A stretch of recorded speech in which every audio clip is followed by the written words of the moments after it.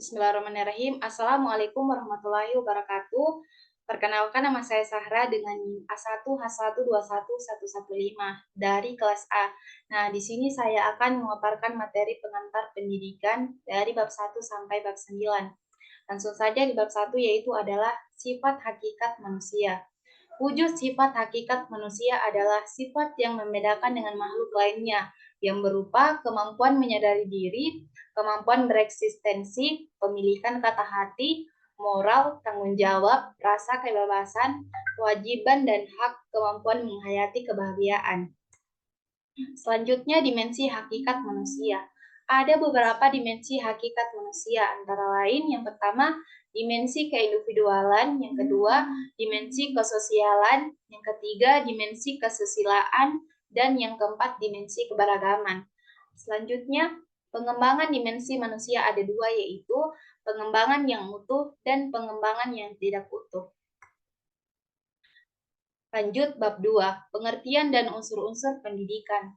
Pengertian pendidikan berdasarkan fungsinya. Yang pertama, pendidikan sebagai proses transformasi budaya. Yang kedua, pendidikan sebagai proses pembentukan pribadi.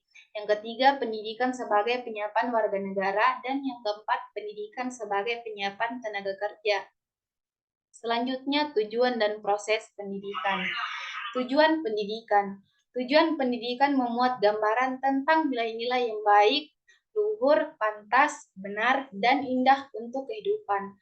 Karena itu, tujuan pendidikan memiliki dua fungsi, yaitu memberikan arah kepada segenap kegiatan pendidikan dan merupakan sesuatu yang ingin dicapai oleh segenap kegiatan pendidikan.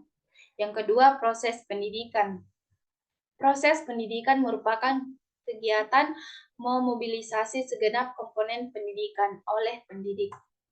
Selanjutnya, unsur-unsur pendidikan. Proses pendidikan melibatkan banyak hal, antara lain peserta didik, pendidik, interaksi edukatif antara peserta didik dengan pendidik, materi atau isi pendidikan, konteks yang mempengaruhi pendidikan. Lanjut bab 3, landasan dan asas-asas pendidikan. Landasan pendidikan adalah sesuatu yang universal dan berlangsung terus dan tak terputus dari generasi ke generasi dimanapun di dunia ini. Adapun landasan pendidikan antara lain landasan filosofis, landasan sosiologis, landasan kultural, landasan psikologis, landasan ilmiah, dan teknologis. Selanjutnya, asas-asas pokok pendidikan. Asas-asas pendidikan merupakan sesuatu kebenaran yang menjadi dasar atau tumpuan berpikir, baik pada tahap perencanaan maupun pelaksanaan pendidikan. Adapun asas-asas pendidikan antara lain, asas tuturi handayani, asas belajar sepanjang hayat, asas kemandirian dalam belajar. Selanjutnya, bab 4. Perkiraan dan antisipasi terhadap masyarakat masa depan. Perkiraan masyarakat masa depan. Yang pertama, kecenderungan globalisasi. Ada 4 kecenderungan globalisasi, antara lain yang pertama, bidang iptek, yang kedua, bidang ekonomi, yang ketiga, bidang lingkungan hidup, dan yang keempat, bidang pendidikan. Perkembangan ilmu pengetahuan dan teknologi atau iptek. Penelitian dasar, penelitian terapan, pengembangan teknologi. Selanjutnya, perkembangan arus komunikasi yang semakin padat dan cepat. Salah satu perkembangan iptek yang luar biasa adalah yang berkaitan dengan informasi dan komunikasi, utamanya satelit, komunikasi, dan sebagainya. Upaya pendidikan dalam mengantisipasi masa depan. Yang pertama, tuntutan bagi manusia masa depan atau manusia modern.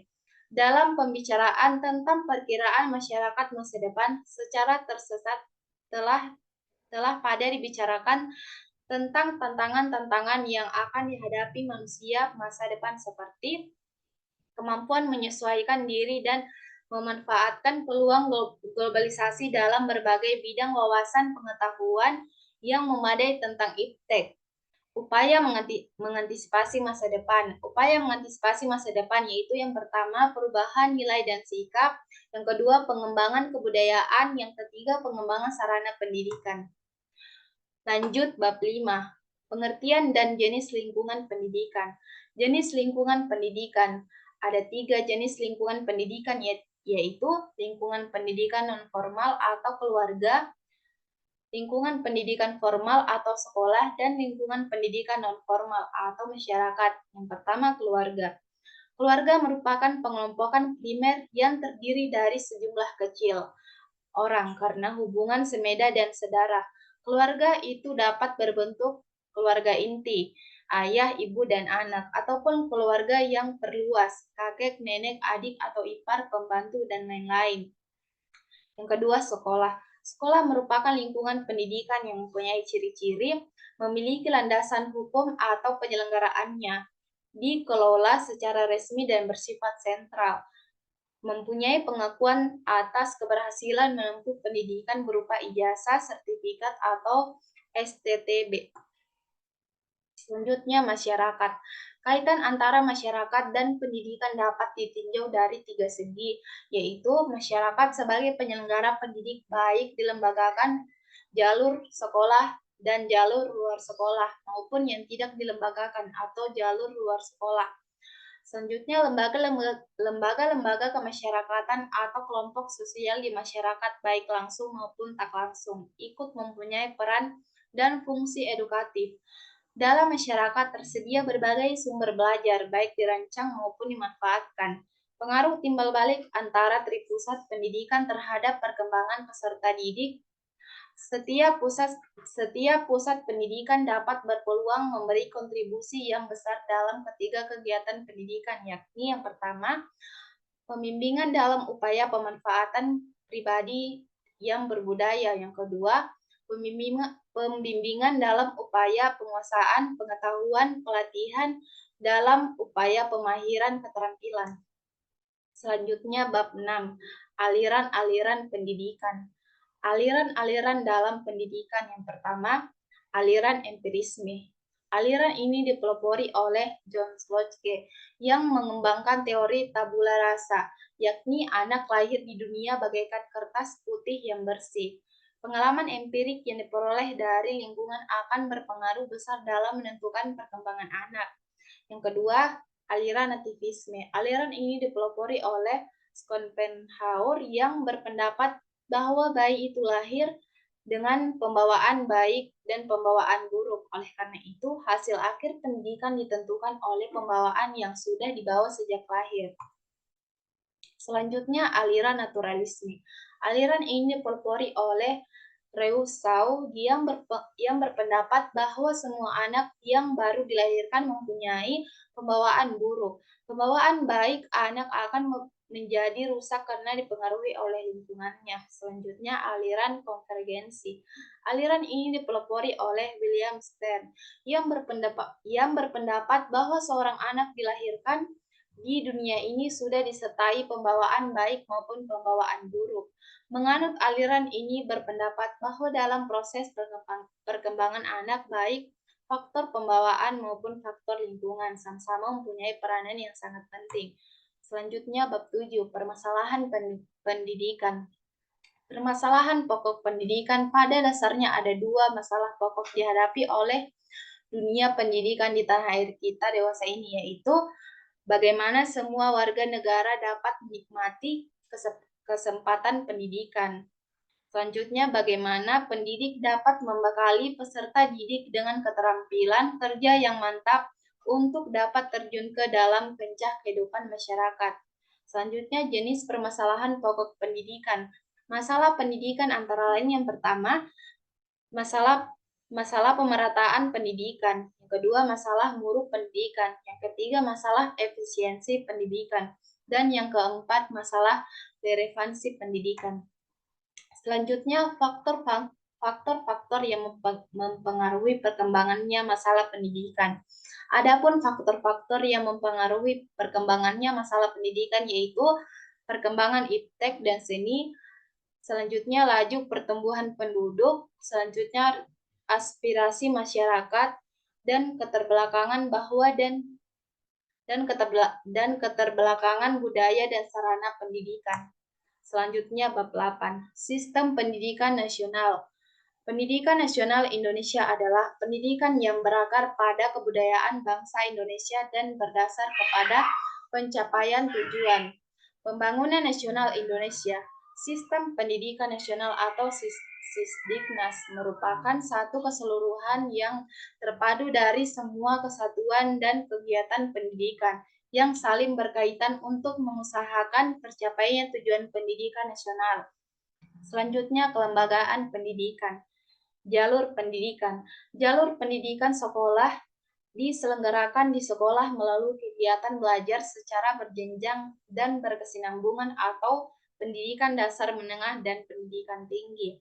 Selanjutnya, jalur pendidikan luar sekolah merupakan pendidikan yang diselenggarakan di luar sekolah melalui kegiatan belajar mengajar dan tidak berjenjang dan tidak berkesinambungan seperti kepramukaan, berbagai kursus, dan lain-lain. Selanjutnya, jenjang pendidikan. Jenjang pendidikan dasar. Pendidikan dasar diselenggarakan untuk memberikan bekal dasar yang diperlukan untuk hidup dalam masyarakat berupa pengembangan sikap, pengetahuan, dan keterampilan dasar. Undang-Undang Republik Indonesia Nomor 2 Tahun 1989 menyatakan dasar wajib belajar pada pasal 14 ayat 1 bahwa warga negara yang berumur 6 tahun berhak mengikuti pendidikan dasar atau pendidikan yang setara sampai tamat. Selanjutnya, jenjang pendidikan menengah. Pendidikan menengah yang lamanya 3 tahun sesudah pendidikan dasar diselenggarakan di SLTA, sekolah lanjutan tingkat atas, atau satuan pendidikan yang sederajat. Selanjutnya, jenjang pendidikan tinggi. Pendidikan tinggi merupakan kelanjutan pendidikan menengah yang diselenggarakan untuk menyiapkan peserta didik menjadi anggota masyarakat yang memiliki kemampuan akademik atau profesional yang dapat menerapkan pengembangan dan menciptakan ilmu pengetahuan teknologi atau kesenian. Selanjutnya bab 9, pendidikan dan pembangunan. Pembangunan berorientasi pada pemenuhan hajat hidup manusia sesuai dengan kodratnya sebagai manusia yang dapat meningkatkan martabatnya secara jasmani dan rohaninya sebagai makhluk individu, makhluk sosial, dan makhluk religius. Sumbangan pendidikan terhadap pembangunan dapat dilihat pada beberapa segi. Yang pertama, segi sasaran, yang kedua, segi lingkungan, yang ketiga, segi jenjang pendidikan, yang keempat, segi pembidangan kerja atau sektor kehidupan. Selanjutnya, pembangunan sistem pendidikan. Wujud pembangunan sistem pendidikan, yang pertama aspek filosofis dan keilmuan, yang kedua aspek yuridis atau perundang-undangan, yang ketiga aspek struktur, dan yang keempat aspek kurikulum. Baik, mungkin hanya itu saja yang bisa saya sampaikan.